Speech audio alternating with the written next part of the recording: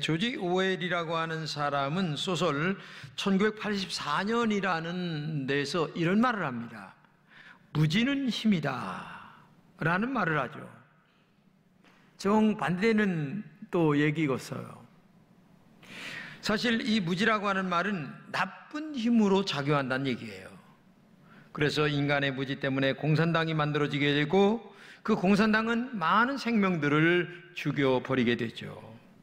인간의 무지로 전쟁을 하게 됩니다.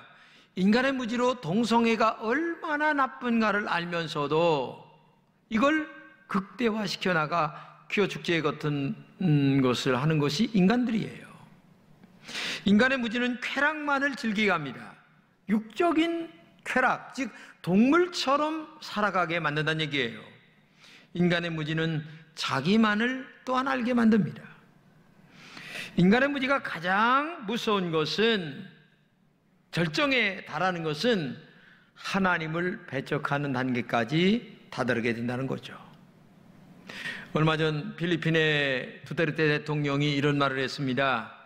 누구든지 천국에 있는 신과 대화를 하거나 셀카를 찍어 나에게 보내준다면 나는 당장 대통령직을 내려놓겠다. 이런 말을 이게 불과 15일 전에 한 말입니다. 여러분, 하나님은 영이십니다. 그래서 인간의 눈에 보이질 않아요. 그러나 하나님은 정말 존재하시는 분이에요. 그 하나님을 인간의 이성과 인간의 한계로 하나님을 평가하려고 하니까 이런 무식한 말까지 나오게 된다는 얘기죠. 오늘 본문에서 하나님께서는 아담과 하와를 만드시고 에덴 동산을 선물로 주셨어요. 그러면서 에덴 동산에 있는 모든 것들을 너희가 다 마음대로 먹어라. 그런데 선악과라고 하는 나무만은 손대지 말아라. 이렇게 얘기했는데 안타깝게도 이 선악과에 손을 댔죠. 그래서 인간은 땀을 흘리게 되고 마지막 죽음이라는 것을 스스로 선택하게 된 거예요. 이 선악과라고 하는 것은 다른 게 아닙니다. 나는 하나님이고 너는 피조물이라고 하는 사실을 경계선을 둔 거예요. 그렇기 때문에 오늘도 우리에게 정말 하나님 앞에 이렇게 큰 잘못을 저지른 일들은 있어서는 안 된다라고 하는 사실을 우리가 알아야 돼요. 그러면 이런 결과를 만들게 된 이유는 뭐냐? 한마디로 얘기해서 그 에덴 동산이라고 하는 그곳이 얼마나 축복된 곳입니까? 그런데 그 아름답고 축복된 곳에 살면서 하나님 앞에 그 축복을 감사로 보답하지 못했기 때문에 그래요. 아담과 하와는 하나님에 의해 흙으로 만들어진 존재죠. 그리고 에덴 동산이라고 하는 너무나 큰 축복을 선물로 받은 하나님의 백성이에요. 그런데 하나님께 받은 에덴 동산의 축복을 알지 못하고 가장 큰 불행의 씨앗이 되고 말았어요. 나에게 주어진 하나님의 축복을 감사하지 못했기 때문에 이런 결과를 만들게 되는 거예요. 우리 주변에 보게 되면 나보다 잘난 사람 많아요. 나보다 못난 사람도 있고 나보다 높은 자리에 있는 사람도 있고 그런 것들만 바라보면 우리는 감사할 수가 없어요. 아담과 하와의 문제는 지금 현재 주어진 에덴 동산이라고 하는 축복을 감사로 알지 못했다는 것, 그것이 문제입니다. 그러다 보니 하나님의 자리까지 넘어왔어요. 선악과는 우리가 침범해서 안 될 하나님의 영역이거든요. 그런데 그 영역까지 침범하는 것은 지금 나에게 주어진 우리의 주변의 환경이나 모든 조건들을 감사하지 못했기 때문에 그런 결과를 가져오게 됐다는 거죠. 정말 우리가 인생을 살면서 오늘 여러분들 이렇게 교회에 나오셨습니다. 날씨가 얼마나 더워요? 그런데도 이렇게 교회에 나와서 하나님 앞에 예배 드린다는 것 자체가 얼마나 큰 축복으로 생각하면서 나오셨는지 모르겠어요. 어떤 분은 막 화를 내면서 나왔겠죠. 이렇게 더운데 주일날은 그만두고 오늘 같은 날은 쉬지 왜? 하면서 나오시는 분도 있고, 아이고 그래도 오늘 주일날이야 무덥지만 하나님 앞에 나가야지 하면서 나오신 분도 있겠죠. 여러분, 이 감사하는 마음은 하나님께서 인간에게 주신 최고의 선물 중에 하나입니다. 생각을 바꾸면 이 생에 감사할 일들이 너무나 많아요. 여러분, 동물이 아니고 인간으로 태어난 것이 얼마나 감사합니까? 밤하늘에 반짝이는 별들을 보는 것이 얼마나 감사한 일입니까? 아침에 일어나 숨을 쉬고 이 자리에 나와 앉아 있다는 것이 얼마나 감사합니까? 왜? 오늘 이 자리에 나오고 싶어도 못 나오시는 분들이 많아요. 몸이 아파서. 네? 근데 여러분들은 아무 걱정 없이 나왔어요. 그러면 이게 감사한 일이 아니에요? 너무나 감사한 일이에요. 감사하는 마음은 모든 것을 바꿀 수가 있어요. 항상 잔소리하는 아내 때문에도 감사해 보세요. 아니, 나에게 잘못이 있을 때 그 잘못을 지적해 주는 사람이 마누라 외에는 누가 있겠어요? 다른 사람들은 뒤에서 속으로 그냥 다 욕이나 퍼대기로 하여 앉았죠. 근데 마누라는 그래도 잘못했다고 고치라고 얘기해 주니까 그런 마누라가 있는 거 감사하면서 아이고 당신 고맙다고 하는 인사는 안 할지언정 또 잔소리하고, 이렇게 하면 이게 안 된다는 얘기죠. 감사로 생각을 바꾸면 된다는 얘기예요. 그래서 공자는 이런 말을 했어요. 사람 셋이 길을 가다 보면 그 중에 반드시 나의 스승이 있다. 그 말은 무슨 말이냐면, 잘하면 잘한 대로 배울 사람이 있고 못하면 못한 대로 배울 사람이 있다는 거예요. 왜? 잘했기 때문에 배울 수도 있지만 못한 것은 반대로 어떻게 돼요? 반면교사로 삼을 수 있다는 거예요. 그래서 훌륭한 사람은 감사한 마음으로 모든 것들을 이렇게 배우려고 하는 마음을 갖고 있으면 잘한 데서도 배우고 나쁜 데서도 배우고 좋은 곳에도 배우고 다 배우는 마음으로 살아가는 거예요. 그러면 모든 곳에서, 그래서 3살 먹은 어린애한테서도 배운다, 이런 것들이 있어야 되는데 감사하지 못하니까 안 되잖아요. 이 정신의학과 의사인 우리 이시영 박사의 글에서 보았는데, 정신의학에서 스트레스의 대가인 한스 셀리라고 하는 내분비의학 박사가 있는데 이분이 노벨 의학상을 받은 분이에요. 이제 나이가 들어가지고 하버드 대학에서 마지막 고별 강연을 이제 하게 됐습니다. 그러니까 얼마나 많은 사람들이 왔는지 몰라요. 그래서 이제 강연이 끝난 다음에 박수갈채를 받으면서 이제 이렇게 계단을 내려가게 되는데, 갑작스레 이 젊은 기자 하나가 쫓아오더니만, 한수 박사님, 한 가지만 알려주세요. 평생 스트레스에 대해서 연구하셨는데 스트레스 안 받는 비결 하나만 말씀해 주세요. 이렇게 이제 정말 질문을 하니까 이 양반이 몇 초 동안 가만히 있다가 한마디 딱 하는 게 뭐냐면은, 감사하면 됩니다. 딱 한마디 하고 하는 거예요. appreciation이라고. 깜짝 놀란 거죠. 그러니까 감사하면 우리의 모든 스트레스가 다 풀려서 건강이 회복되고 정신이 아름다워지고 인간관계가 아름다워지고 내 자신을 존중하고 내 자신을 사랑하는 마음이 생긴다는 거예요. 여러분, 남 사랑하기 전에 나를 사랑할 줄 알아야 돼요. 내가 얼마나 소중한 가치 있는 존재인가를 알아야 다른 사람들을 존중하게 되는 거예요. 근데 나를 학대해, 나를 무시해, 사람들이 나를 자꾸만 멸시해. 왜 부모는 나에게 돈을 안 물려줬나? 왜 나에게 공부를 안 가르쳐줬나? 자꾸만 자기를 학대하는 사람이 누구에게 감사를 하고 누구를 존중히 여기겠어요? 하나님 앞에서 먼저 나를 감사할 줄 알아야 돼. 나를 존중할 줄 알아야 돼. 나를 인정할 줄 알아야 돼요. 여기서 좋은 인간관계가 만들어지고 그리고 좋은 결과를 만들게 된다는 것을 우리가 알아야 돼요. 감사만큼 강력한 스트레스 해소제는 없다는 겁니다. 감사만큼 강력한 치유약도 없어요. 이 성도들, 즉 교인들이 오래 사는 이유 중에 하나가 뭐냐면 마음에 감사를 많이 느끼기 때문에 그렇다는 거예요. 이게 통계학으로 나온 겁니다. 감사하는 마음 속에 미움, 시기, 질투가 없어집니다. 마음이 편안하고 평온해집니다. 우리의 뇌 속에 과학적으로 말하면 감사하는 순간에 셀로토닌이라고 하는 것이 펑펑 쏟아진다고 그래요. 그러다 보니까 자연적으로 건강을 회복할 수 있다는 그런 그 연구 결과가 나왔다는 거죠. 그래서 이 감사는 몸과 마음을 편안하게 만들어주는 아주 아름다운 것 중에 하나가 이 감사라는 거예요. 그렇기 때문에 범사에 감사하라, 이것이 하나님의 뜻이다, 성경이 이렇게 말씀하고 있잖아요. 그렇기 때문에 오늘 여러분들 모두에게 감사하시기를 바랍니다. 오늘 저녁에 가셔서 아내 손을 붙들고 부족한 나와 사라져서 고마워 여보, 이렇게 한번 인사해 보세요. 아마 오늘 저녁에 눈물을 철철 흘리면서 내일 아침에 반찬이 달라질 거예요.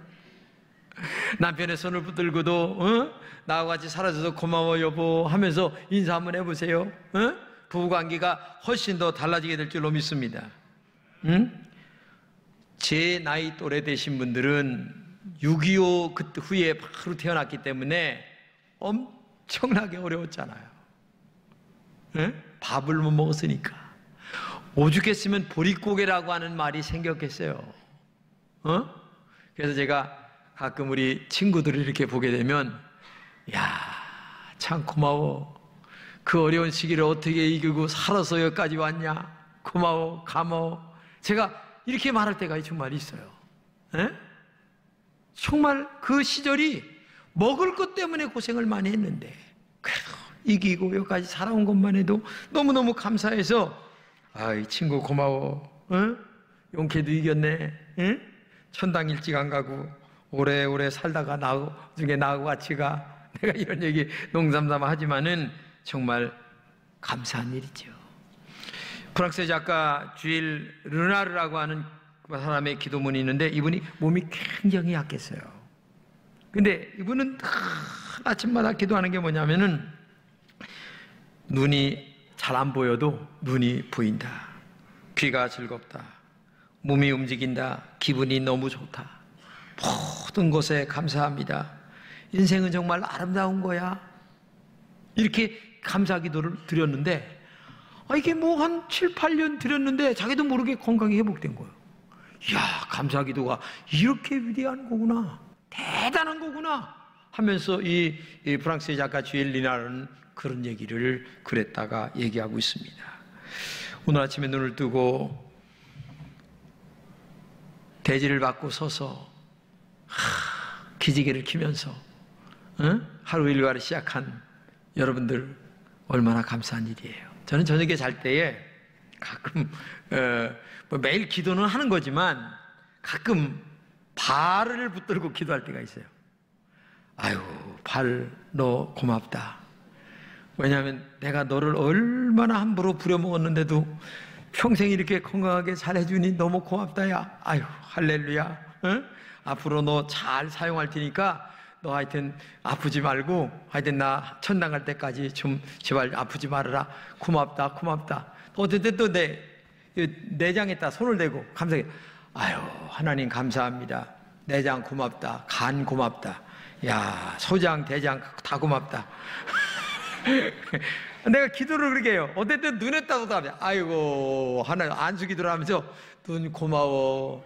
이렇게 늙었는데도 잘 보여서 고마워. 하여튼 안경만 벗어주면 더 좋겠지만 난 안 벗어도 좋아.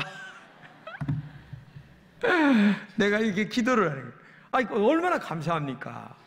여러분, 여기저기 머리 안 벗겨지신 분들 진짜 감사해야 돼요. 저기 스트레스 받는다는 소리를 많이 하는데, 나는 진짜 머리 이렇게만 된 것도 너무 감사해서요. 머리를 대고도 기도를 해요. 하나님 아버지, 대머리가 안 된 것만 해도 너무 감사합니다. 반짝반짝 빛나는 새벽별이 안 된 것만 해도 너무 감사합니다. 이게 내 기도를 한다니까. 감사할 조건만 찾으면은요, 별걸 가지고 다 감사할 수 있어요. 그 조건을 안 찾으니까 그렇지. 생각해 보세요. 이 아담과 하와가 에덴 동산이라는 그 엄청난 축복했던 곳에 살면서도 감사를 잃어버리니까 선악과를 따먹기 시작하는 거예요. 여러분, 정말 이게 불행의 씨앗이 됐다는 것을 기억하면서 감사하는 여러분 되시기를 주님의 이름으로 축복합니다. 그러면 어떻게 감사의 축복을 만들 수 있을까? 첫째는 나는 하나님의 피조물이라는 것을 알아야 합니다. 나는 하나님께 지음받은 사람이야. 그러므로 하나님은 어떤 경우에도 나의 하나님이야. 그리고 그 하나님 앞에 감사하며 살아야지. 이것을 망각하는 순간 교만해지기 시작하는 거예요. 자, 오늘 본문을 같이 한번 읽겠습니다. 시작. 여자가 그 나무를 본즉 먹음직도 하고 보암직도 하고 지혜롭고 아도할 만큼 탐스럽기도 한 나무인지라. 여자가 그 열매를 따먹고 자기와 함께 있는 남편에게도 주매 그도 먹은지라. 이 말씀은 아담과 하와가 본인들의 피조물이라는 것을 잊어버린 말씀이죠. 그러다 보니 하나님과 같이 선악과를 따먹기 시작합니다. 보암직도 하고 먹음직도 하고. 아니, 그 나무 밑에 왜 갑니까? 그건 아예 가서는 안 될 곳에 가가지고서 그 나무 바라보고 따먹으려고 하는 거예요. 지금 이게 문제가 되는 거예요. 그 한마디로 얘기하면 자신의 위치를 잃어버리는 거예요. 감사를 모르는 사람은 자신의 위치를 잃어버리는 거예요. 여러분, 사회에서도 질서가 있고 교회에서도 질서가 있고 가정에서도 질서가 있는데, 이 질서가 깨진다고 하는 말은 위치를 잃어버린 자들의 방종이 질서를 깨트리는 거예요. 그러면 문제가 되기 시작한다는 것을 알아야 돼요. 그렇기 때문에 오늘도 여러분과 제가 나는 하나님의 피조물이다, 내가 하나님의 피조물인 위치에 서서 하나님을 섬기면서 이웃들을 사랑하며 살아갈 때에 진정한 감사가 나올 수가 있다. 두 번째는 하나님의 말씀을 바르게 믿어야 돼요.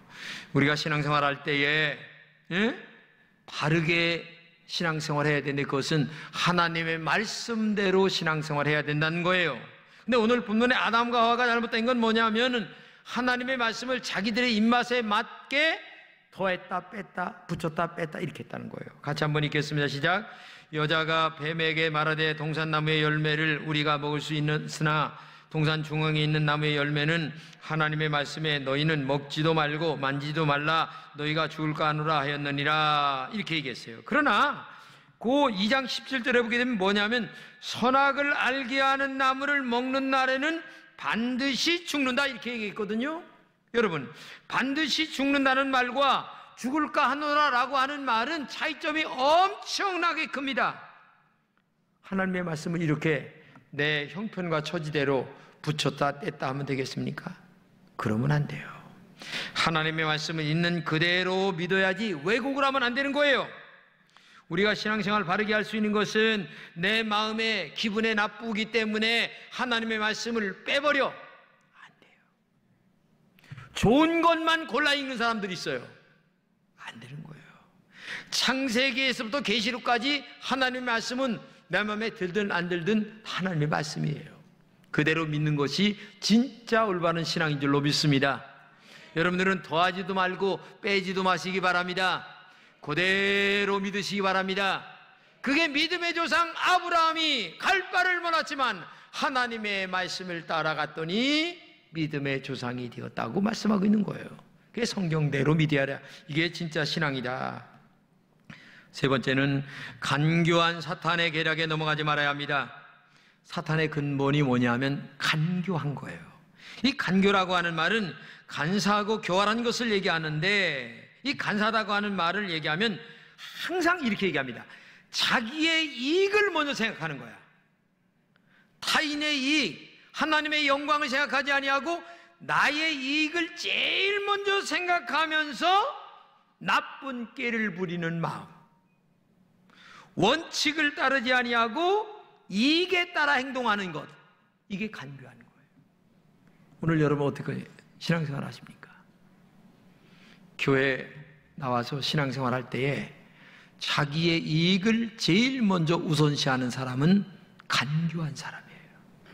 왜? 성경 말씀을 왜곡해 듣습니다. 자기에게 좋아하는 말만 들으려고 해요. 그러면 신앙생활 안 돼요. 본문에 사단이 얼마나 간사한지 아담과 하와에게 이렇게 얘기합니다. 동산 모든 나무의 열매를 먹지 말라 하시더냐 이렇게 물어요. 하나님은 모든 나무의 열매를 먹지 말라고 하지 않았어요. 99.99%는 네가 먹고 0.001%인 이 선악과 나무의 열매만을 먹지 말라고 했습니다. 그런데 동산의 모든 나무라고 간교하게 꼬입니다. 이런 질문에 결국 아담과 하와는 넘어지고 말게 되는 거죠. 사단은 오늘도 우리에게 이렇게 간교하게 찾아옵니다. 우리의 형편이나 처지를 잘 이용해요. 이렇게 얘기합니다. 야, 너만 그렇게 잘 믿는 것처럼 다른 사람 봐라야. 어느 장로 보니까 술 먹고 담배 먹고 다 하더라야. 근데 너만 뭐 잘 믿는 것처럼. 어느 장로 권사 보니까 뭐 주일날도 빠지고 밥은 빠지고 뭐 하는데 너는 매번 형편 따라 좀 믿어. 그거 좀 요령 있게 믿어야지. 그게 뭐 하는 거야? 꼬지직하게. 어때 사람이 이렇게 머리가 안 돌아가? 여러분, 이게 사탄의 전략이에요. 제가 예수 처음 믿었을 적에 그날 모를 심는 날인데 사람이 없었어요. 우리 아버님이 주일날인데, 야, 오늘 그래 이 바쁜데 뭐 심어야지. 그래 오늘만 이렇게 말씀하셔. 안 됩니다. 난 주일 성경 지키고 가야 됩니다. 그래서 제가 성경 지키고 교회 가니까 우리 아버지가 어떻게 분하신지 그 논바닥에 주저앉아 우시더라. 이 바쁜데 한 번만. 저는 그때 그 일을 지금도 기억을 하는데 정말 아버님이 보실 적에는 너무 야속한 아들같이 보였겠죠. 그러나 저는 주일 성수 때문에 정말 그렇게 할 수가 없었어요. 신앙이라고 하는 것은 비교하면 안 됩니다. 하나님의 말씀이냐 아니냐가 더 중요한 거예요. 어느 사람을 끌어들이지 말아야 합니다. 하나님 말씀대로 내가 살면 그것이 전부입니다. 그런데 사탄은 다른 사람들과 늘 비교하게 만들어요. 너보다 더 잘 믿는다고 하는 아무개 봐라. 너보다 오래 믿었던 아무개 봐라. 그 사람도 이렇게 믿는데 너는 뭐 늦게 나간 주제가 이렇게 얘기를 하는 거예요. 그러면서 비교하면서 그러면 나보다 오래 믿은 장로님도 저렇게 하는데 나는 그러면 뭐 이렇게 하면서 자기 합리화를 이끌어내기 시작하는 거예요. 이게 큰 문제입니다. 여러분, 절대 어떤 경우에도 합리화를 끌어내는 그런 신앙은 하나님의 축복이 될 수가 없다는 것을 기억하고 언제나 비교하지 말고 하나님의 말씀이냐 아니냐 이것이 더 중요하다는 것을 기억하고 말씀대로 따라가는 여러분 되시기를 주님의 이름으로 축복합니다. 강화도에 교산교회가 처음으로 세워졌는데 이 교산교회를 세우게 된 이유가 있어요. 선교사가 가지고 서당 훈장을 전도를 했는데 김상임인데 이분이 극구 반대를 하는 거예요. 그래도 끈질기게 전도를 했는데 이 양반이 예수를 믿고 교산교회를 세운 거예요. 근데 이 김상임의 친구가 누구냐면 원래 이름이 박능일이 아니고 다른 이름인데 박능일이라는 사람이에요. 근데 친한데 이놈이 먼저 예수 믿으니까 승질 난다고 헤어졌어. 근데 나중에 전도가 돼가지고 예수를 믿었어요. 근데 이 사람 친한 친구들 7명이 모여서 이왕 예수 믿을 바에는 우리 잘 믿자. 왜? 십자가의 은혜가 너무 감사하지 않냐? 그래가지고 이름을 바꾸기 시작해요. 자루에다가 이름을 써가지고 능자, 곤자, 신자 가운데 이름을 써가지고서 뽑아. 그리고 마지막 이름을 하나 일자 있잖아요. 그래서 그때 믿었던 사람들이 이 박능일, 권신일, 종순일, 김경일 등 이게 끄트머리 일자 신앙이 되는데 지금 이 강화도에 30%가 지금 그 당시에는 70%가 있습니다. 지금도 30%예요. 그러니까 얼마나 고지식하게 하나님을 잘 믿었으면 오늘 지금도 강화도의 30%가 신앙생활하고 있나를 알아야 되잖아요. 오늘 여러분, 사탄은 간교하게 우리에게 찾아옵니다. 너만 잘 믿느냐? 그래, 나만 잘 믿는다. 나는 십자가의 은혜만 바라본다. 나는 더하지도 않고 빼지도 않는다. 너는 잘 빼고 더하기를 하는데 나는 안 빼. 나는 안 더해. 오직 하나님의 말씀이냐 아니냐가 중요해. 이런 믿음을 갖고 살아가야 우리가 바른 신앙 될 줄로 믿습니다. 우리가 예수를 바르게 믿고 그리고 은혜롭게 살기 위해서는 내가 지금 살고 있는 이 여건이 얼마나 축복 가운데 있나를 알고 지금도 감사해야 될 줄로 믿습니다. 여기 올라오신 여러분들은 건강해서 올라왔어요. 감사해야 돼요. 지금 병원에 가보세요. 얼마나 많은 사람들이 지금 땅을 치며 통곡하고 있나를 알아야 돼요. 그러면 오늘도 감사, 또 감사, 또 감사. 하여튼 감사하셔서 날마다 승리하는 여러분들 되시기를 주님의 이름으로 축복합니다.